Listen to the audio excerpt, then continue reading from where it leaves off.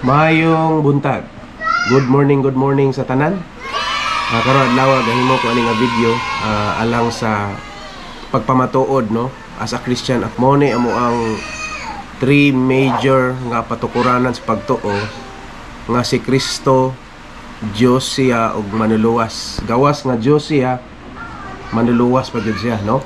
So naay three passage sa Bible nga ako i-share din ninyo maigsoon nga nagpamatuod nga si Kristo ra gyud angay nato simbahon, si Kristo ra gyud angay natong alagaran, si Kristo ra gyud ug wala na lain pa maigsoon no.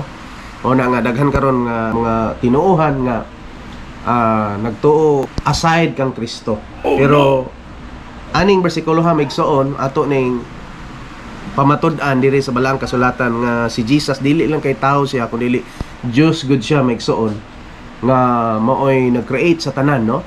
O dili lang kay siya Ginoo sa akong gingon kaganina, Savior pud siya. Unsa man ang mga bersikulo ha maigsoon na ay tulo ka major nga scripture sa Bible.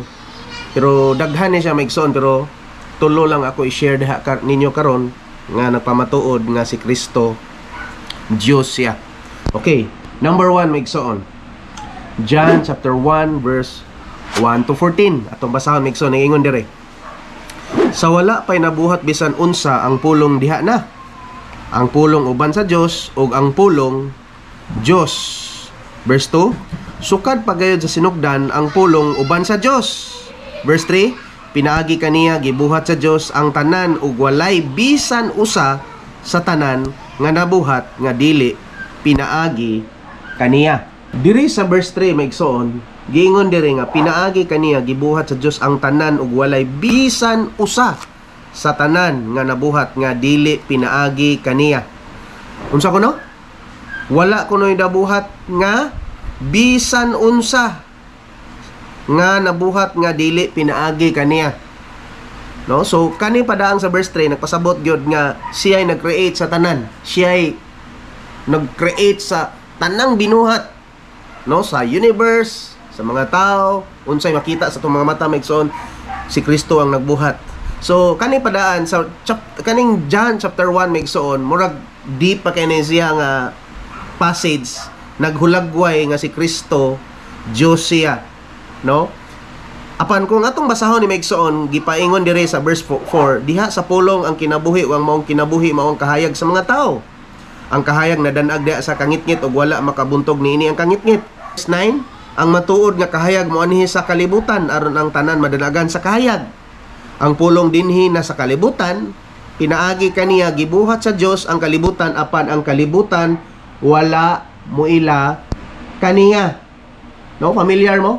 Di ba karon maigsoon basta maghisgot about ni Jesus, ang tao dili mo ila kang Ginoong Hesukristo, instead nga simbahon si Kristo, adto sila mosimba sa lain, gipagagamay nila si Jesus maigsoon ug daghan pa gyud mga belief nga si Jesus tao ra si Jesus, dili tuuhan si Jesus, dili manuluwas si Jesus, dili Ginoo si Jesus. Pero kung imong basahon sa sunod ani nga scripture maigsoon niingon dire sa sunod nga mga verses dire, mianhi siya sa iyang kaugalingong katawhan apan wala sila modawat kaniya.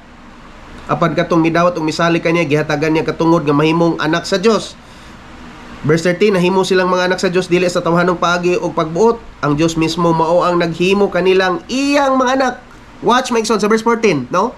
Tutuki ang verse 1. Nagingon sa verse 1, sa wala pa nabuhat bisan unsa ang pulong diha na. Ang pulong uban sa Dios ug ang pulong watch ug ang pulong mao ang Dios. Tutuki ang 14 maigsoon. Nagingon diha sa 14, ug ang pulong nahimong tao. Balikon ako. Og ang pulong nahimong tao. Sa laing version ani maigsoon, og ang pulong nahimong tao og nakigkauban nato. Kinsa man tong pulong nahimong tao og nakigkauban nato? Nga puno sa grasya ug kamatuoran og nakita namo matud pa sa ni John maigsoon, nakita namo ang iyang himaya, ang himaya nga iyang nadawat ingon nga bugtong anak samahan. So diri pa nagpamatuod diri sa book of John maigsoon chapter 1, one of the major passages in the Bible that describe who is Jesus. Nga si Jesus di ay ang pulong, si Jesus di ay ang kahayag, si Jesus di ay ang God nga nahimong pulong ug ang pulong nahimong tao. Gi-reveal sa Ginoo maigsoon pinaagi sa pulong, gikan sa pulong mao ang kahayag, ug ang kahayag ni danag sa kalibutan, ug ang pulong maigsoon ingon diri sa verse 14 nahimong tao ug nakigkauban nato. Sunod nga verse maigsoon diri sa Colossus chapter 1 verse 15. Naingon diri sa Colossus kapitulo 1 bersikulo 15 ngadto sa 17, naingon diri si Kristo, no? Medyo ganina, medyo laum-laum do siya karon, murag mas tinaw-tinaw ni Migsoon. Manong makaingog tinaw-tinaw kay gi-mention na gyud ang ngalan ni Jesus diri sa Colossians chapter 1. Naingon diri Colossians chapter 1 verse 15, naingon diri si Kristo mo ang makita. Tanawa. Si Kristo mo ang makita nga dagway sa dili makita nga Dios. Perting klaruan na gyud Migsoon. Siya ang kamagulang anak ug labaw sa tanang binuhat. So kung labaw siya Migsoon, dili na to i-worship ang uban. Dili na to i-worship bisan kay iyang inahan. Dili na to i-worship ang tanan nga mga butang nga dili pinaagi kang Jesus. Ngano man ingon na verse 16. Kay pinaagi kaniya, kinsa ning kaniya? It refers to Jesus. Kay pinaagi kaniya gibuhat sa Dios ang tanan nga atoa sa langit ug ania sa yuta, makita ug dili makita, ang gahom mga espirituhanon, mga pamunuan, mga hari ug ang tanan nga nagmando gibuhat sa Dios ang tanan pinaagi kaniya. Tanawang word. Pinaagi kaniya ug alang kaniya. Verse 17. Diha na siya sa wala pa buhata ang tanang butang. Tanawang word Migsoon. Wa pa si Mary, wa pa ang kalibutan, wala pa religion, wala pa tanan nga mga butang na nga sa kalibutan Migsoon. Ni-exist na si Jesus. Verse 17, ningon diha na siya sa wala pa buhata ang tanang butang. Underline eh, tanang butang. Ug diha kaniya ang tanang nahugpong. No? So katapusang passage so number 3 nga passage nga makita na to nga tin-aw na gyud kayo. No? Nga nagpamatud Migsoon nga walay lain atong simbahon, walay laing ngalan nga atong yukbuan, walay laing ngalan nga atong ituboy, walay laing ngalan nga atong tuuhan, walay laing nga ngalan nga labaw sa tanang ngalan. Pilipos 2 kapitulo 5 ngadto sa 10. No, atong basahon Migsoon. Niingon dire.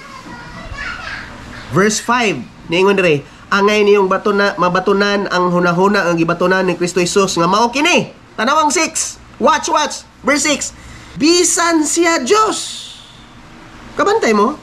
Capital letter D. Bisan siya Diyos. Wala siya mamugos nga magpabiling tupong sa Diyos. Hinoon siyang kagalingon kabuton, gibiyaan niya kining iyang katungod og nahimong usa ka ulipon. Grabe ka humble, no? Ningon dire. Natao siya sama sa kasagarang tao. Kung atong ibalik sa John chapter 1 Migsoon, in the beginning was the Word. And the Word was with God, and the Word was God, and the Word became flesh. Di ba connected siya? Nga nag-ingon siya diri, oh. Nagpaubos siya. Tanawa din, Migsoon sa verse 7. Hinoon siyang kagalingon kabuton, gibiyaan niya iyang iyang kakatungod, og nahimo siyang usa ka ulipon, na tao siya sama sa kasagarang tao, og nagpaubos siya, og nagmasinugtanon hangtod sa kamatayon bisan sa iyang kamatayon sa krus. Tanawa, verse 9. Tungod nini gituboy siya sa Dios ngadto sa kinatas-ang dapit sa kalangitan.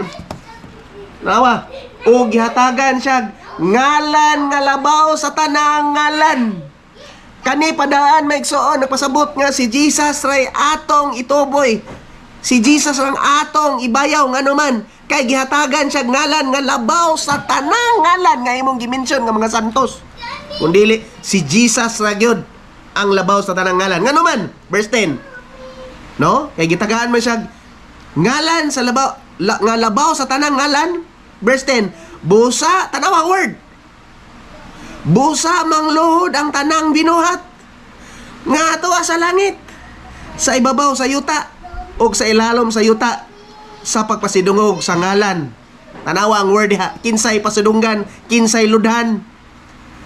Pagpasidungog sa ngalan ni Jesus ug ang tanan magsangyaw nga si Jesucristo mao ang Ginoo alang sa himaya sa Dios nga Amahan.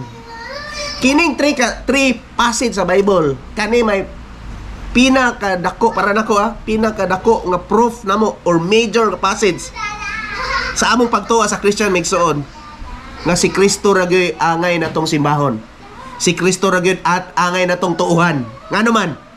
Klaro kayo diri sa passage megsuon nga si Jesus dili lang kay siya God siya sa kung ingon kaganina, kundi manluluwas siya. Og kay manluluwas man siya nato, Dios man siya, dapat gyud nato siya ra gyud. Balikon ako, siya ra gyud ang atong simbahon.